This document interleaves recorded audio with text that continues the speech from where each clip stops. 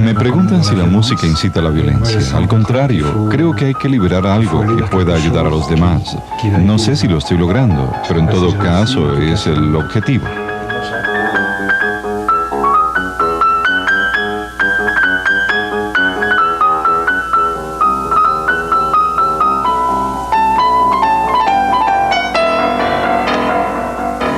Es seguro que la música es una energía, una vibración, un movimiento de energía que impacta al espectador y que actúa sobre él. El músico debe ser consciente, responsable de esto. Pues no se trata de buscar un poder o una manipulación, sino sencillamente buscar un ideal de belleza para comunicarse con los hombres.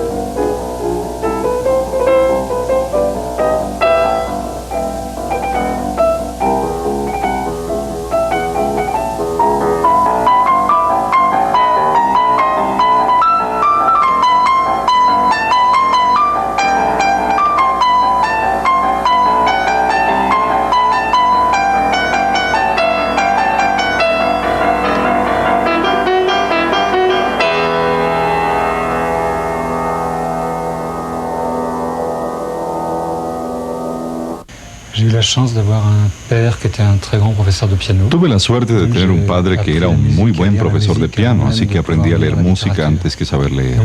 Luego hice todos mis estudios en el Conservatorio de París.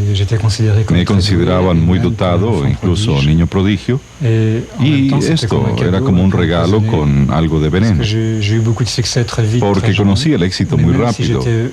Muy joven, pero aún siendo muy dotado para la música, este era un camino que en el fondo habían escogido los demás. Creo que fue el periodo de mi vida en que fui algo pretencioso. En un momento, a los 30 años, sentí la necesidad de parar para encontrar un verdadero trabajo, mucho más auténtico para mí. Sabemos que este es un problema que sucede con muchos padres y muchos niños, a los cuales se les quiere ayudar tanto que finalmente se les impide hacer su propia experiencia.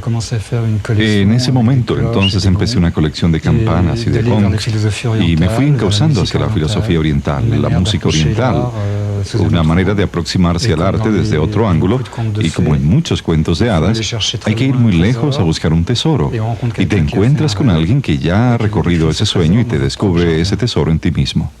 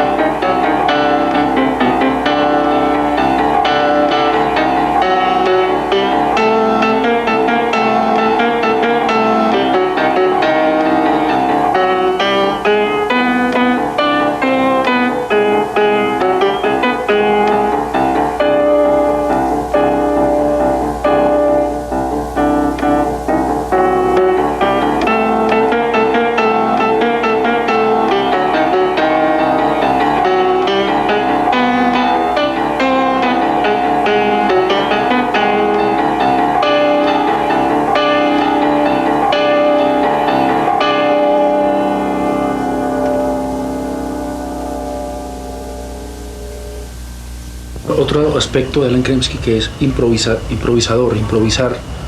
¿Qué nos puede decir acerca de ese arte de improvisar en el momento? ¿Cómo se hace eso? ¿Qué actitud se necesita para poder improvisar? Naturalmente, para un gran músico de jazz como Keith Jarrett o para un músico Nuanda, hay líneas de improvisación. Pero un músico clásico no tiene esas posibilidades. Por consiguiente, hay un peligro. Con frecuencia, lo que se le llama improvisar es a buscar en la memoria. Entonces se entra en contacto con un movimiento que va a pasar a través de sí, como el agua pura que fluye, que corre, y nosotros un agua que va a fluir, un agua muy pura que va a correr. Y eso depende mucho del público, de las condiciones de un estado de gracia infinito. Es más, a veces yo improviso en salones de música para mis amigos, pero cada vez me ciño más a la música escrita, que también permite expresar todas esas leyes de las que hemos hablado. La improvisación es un movimiento que se vuelve efímero. Existe como una especie de cadena fraternal entre los músicos. Yo también tengo, como todo el mundo, momentos de tristeza, de soledad. Y cuando interpreto piezas de Bach, de Mozart, Brahms, Liszt, siento gratitud a través del tiempo hacia esos músicos que nos legaron eso. En ese momento ellos me ayudan, me aportan algo, son como amigos. Si ellos únicamente hubieran improvisado y no hubieran escrito, esta música no existiría. Por supuesto, no me siento Bach ni Mozart, pero hay que tener el coraje de continuar la cadena. De todas maneras, es un reto.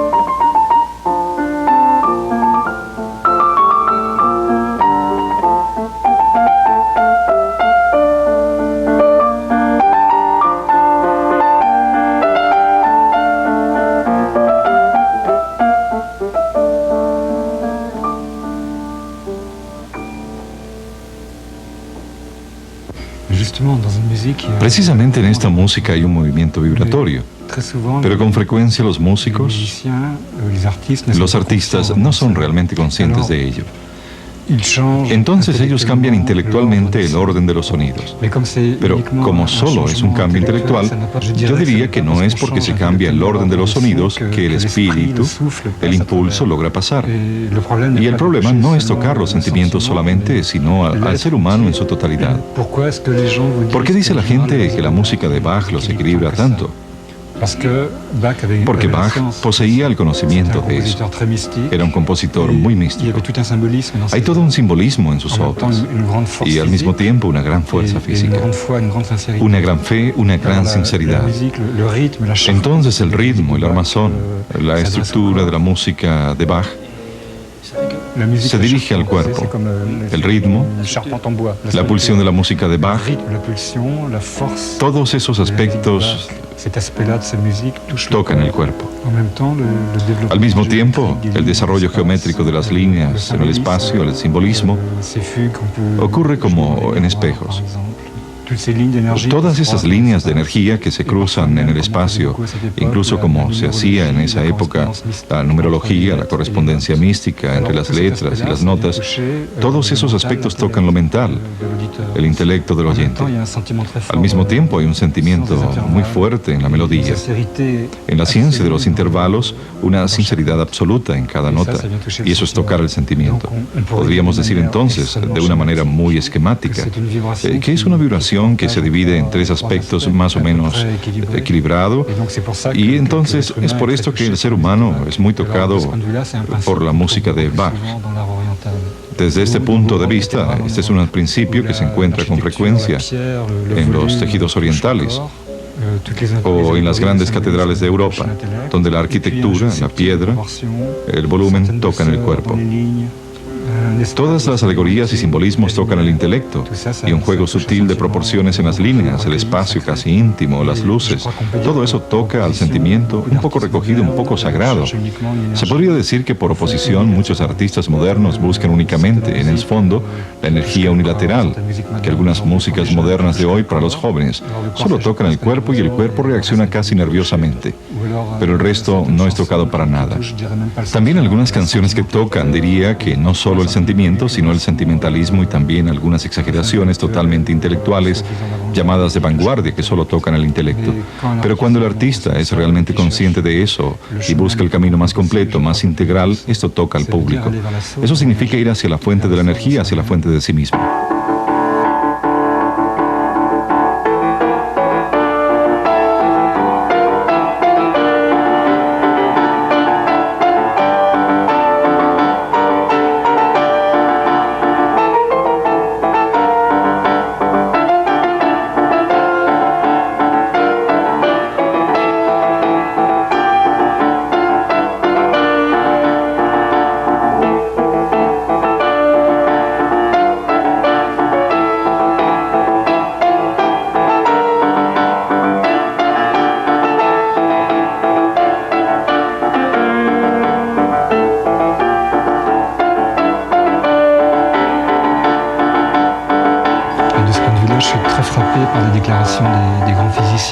Me han impactado las declaraciones de grandes físicos contemporáneos como Everest, un gran astrofísico reconocido mundialmente. Con mucha prudencia hablaba de la energía, del movimiento de la energía cuántica del universo. Cuando leemos con atención sus artículos, que además se acercan a los textos sagrados antiguos, descubrimos que muy lejos de esos movimientos de energía, ciertamente hay una fuente inteligente y en el fondo, para decir las cosas como son, esa fuente es Dios. Y como artista yo creo en esta benevolencia divina del universo, y creo que hay en todas estas energías algo de benevolencia, si se quiere. También hay energías destructivas y eso se ve en las obras de arte contemporáneo. La elección del artista es clara. Hay artistas que van hacia sus sueños, hacia la belleza, hacia algo que viene de los otros. La belleza, en fin, el ideal, algo que va a ayudar a los demás. Eso es lo que podemos llamar arte sagrado, es un arte que despierta. Y hay otros artistas que van más bien hacia algo negativo, algo negro, algo pesado. Bueno, es algo que conocemos bien. Yo no juzgo esta elección, pero quiero ir hacia lo que es bello, libre.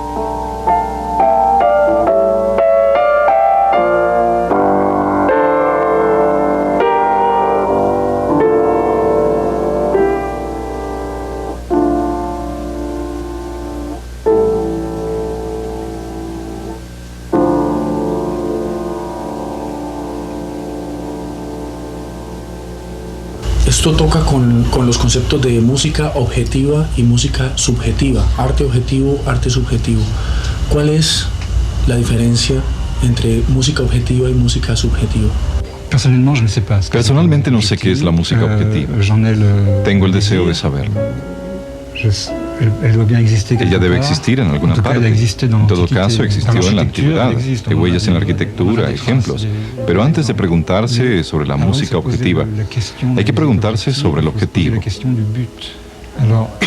Un artista tiene un objetivo. ¿Y cuál es ese objetivo? Entonces, si ese objetivo es el de transmitir un conocimiento, de volver al hombre que escucha esta música más abierto, mejor, más alegre, más sencillo, digamos, un arte que despierta, que tiene una cierta nobleza, una fuerza que también expresa ciertas leyes, que permite al ser humano entenderse a sí mismo. Entonces podemos llamarlo arte objetivo. Pero esto quiere decir que al mismo tiempo el artista debe transformarse interiormente para poder transmitir eso. Y lo sentimos entre algunos grandes pintores de la Edad Media y del Renacimiento, un Rembrandt, Jerónimo Bosco, el Giotto. Sentimos que en todo caso había conciencia de este problema. Al mismo tiempo, ¿cuál es el artista que podría decir que se siente transformado interiormente? Eso sigue siendo un ideal, un camino. Personalmente yo no tengo ese dominio. Igualmente hay que tener cuidado porque se habla mucho de arte objetivo y eso se vuelve como un mito. No hay fórmulas para el arte objetivo, hay leyes y creo que el verdadero arte objetivo va hacia el despertar. Yo aprendí en contacto con los lamas tibetanos la tolerancia. Creo que hay que aceptar todas las formas. A través de cada forma hay gente que hace cosas geniales y otros que hacen cosas indiferentes. Eso depende de las voces. Prefiero los instrumentos naturales, los gongs, las campanas. Afortunadamente la belleza puede tomar todas las formas.